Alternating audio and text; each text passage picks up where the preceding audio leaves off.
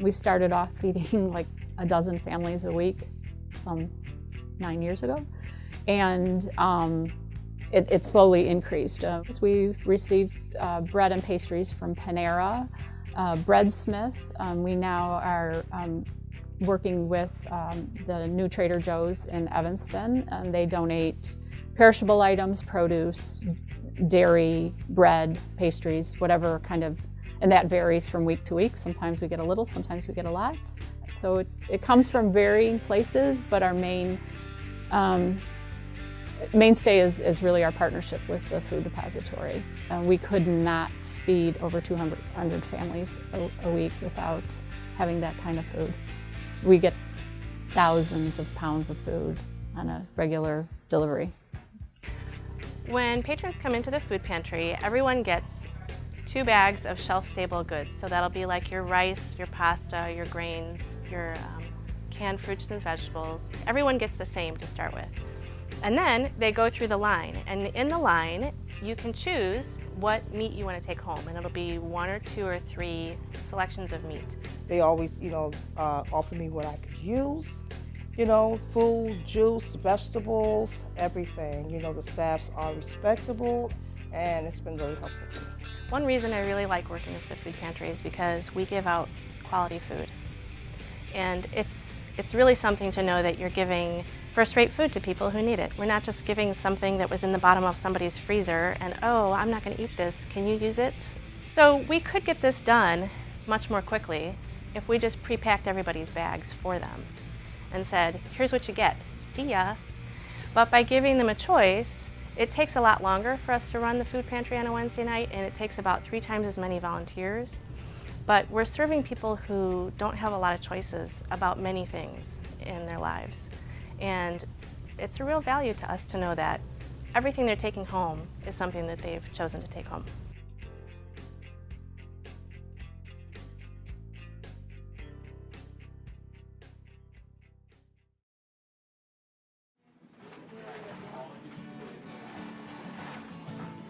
Working here has opened my eyes to, this is Evanston. This isn't just somewhere far, far away on the other side of the world or on the other side of the city. This is Evanston. This is like, I could walk here. I'm a cancer survivor, and so I lost my good paying job because I had 2 types of cancer. And coming back out of the nursing home, trying to find with the bad economy, the retail jobs just don't pay much. We serve what is kind of called the working poor, mainly. Single moms trying to make ends meet. Many, many people that we serve have jobs. They just are not making enough money to pay for all their bills and food. There's Muslim, there's Hindu, there's atheists, there's whatever, Christians, and just people who are just coming for food. That's what it comes down to. And it's a microcosm of the world. You see everybody that comes through. I had one person come in and she had said that she had just come from Iraq, and we actually have a lot of Iraqi refugees, and she had said that she had witnessed her whole home being burnt down along with her daughter in the home. And she was, came because she needed food, she needed clothes, and she had nothing.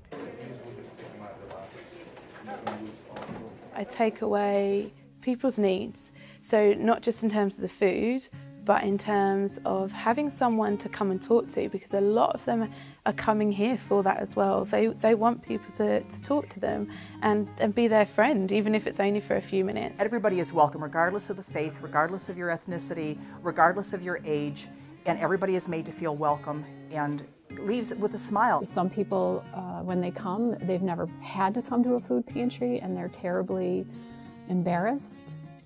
Oh, I've never thought I'd be in this situation, kind of thing. And my response is, this is why we're here. We're happy to welcome you in and give you food. And then I say, and hopefully you'll just have to come for a little while, and we'll not see you again at the pantry, but out in the neighborhood.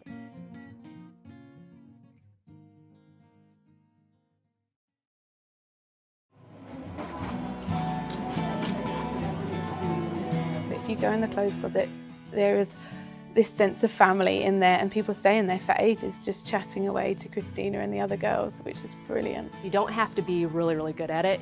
You don't have to, you know, be the most outgoing person, but you can just stop and listen. Just ask people, how are you doing? You know, and listen to people's stories. They might say, I've lost a job, or I don't have a pair of shoes, or I'm going on an interview. Can you help me find an outfit, or will this look okay? Just that, or just pray for me. My daughter is sick, or I've heard so many stories. I see my job is to, yeah, facilitate them getting clothes, but mostly just to have conversations, to build relationships.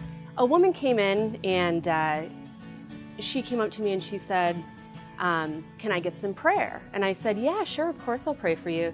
And she said, I really love that I can come here and know that not only can I get clothes, but I can also get prayer and love, and that it's more than just you know, what I see here. Sometimes it can be hard to hear their stories, but at the end, when they're leaving with a smile on their face, you're like, okay, I just made this person's day, because they could not afford to purchase a new pair of shoes for an interview, but I found them a pair of shoes, and this is great, yeah. I see a lot of love, and love is just really what changes everyone on a Wednesday night. I think it's absolutely amazing.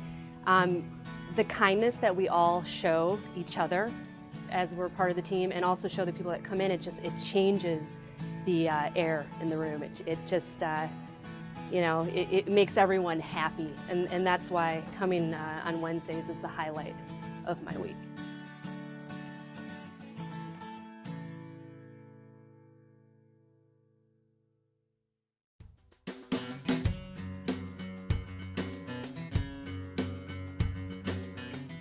You might see the sign that says Harvest Food Pantry, or you might see a little thing in the bulletin, but if you don't have any previous experience to connect that with, it can just feel like some abstract thing that our church kind of does, but nobody really knows much about it. But it didn't feel like anything to do with me. Like, it was enough that I was a part of a church that did that, and that seemed cool. But I didn't feel any like, oh, I need to do that. You know, my church does that, I'm covered. When I was growing up, we didn't always have money to meet to the end of the month. And so we often would get hand-me-downs from other people or receive charity in various ways. And knowing what that's like has made me want to participate in the food pantry in any way that I can. And to have the people here so warmly receive and give, you know, it's warm fuzzies. And so I wanted to be able to turn around and pass that on to other people as well. And I felt like God was putting on my heart the idea of needing to help people. And I said, well, I've never been on a Wednesday night, let me go and check it out. Volunteers sometimes come in tentatively when they've not ever worked at a food pantry or a soup kitchen before, because they don't know what to expect. As leaders, we try to show them around the process of where the patrons come in, what happens in our lobby, give them kind of a snapshot of the whole night and what the different tasks are. By the end of the night, you know, we have people that are just like, oh, this is the greatest thing, I'm coming back, you know. We can train you in 3 minutes. Your job description is going to be 2 sentences or less, and you'll know what's expected of you, and you'll feel competent, and you'll be making a contribution. The first night, Christina said, okay, well, there's always clothes on the floor you can pick up. So if there's nothing else to do, pick up clothes on the floor. So I thought, okay, I got a task. So I started picking up clothes on the floor, but then I started talking to the people, and that was far more interesting than picking up clothes off the floor. So I first of all worked on check-in, which I loved.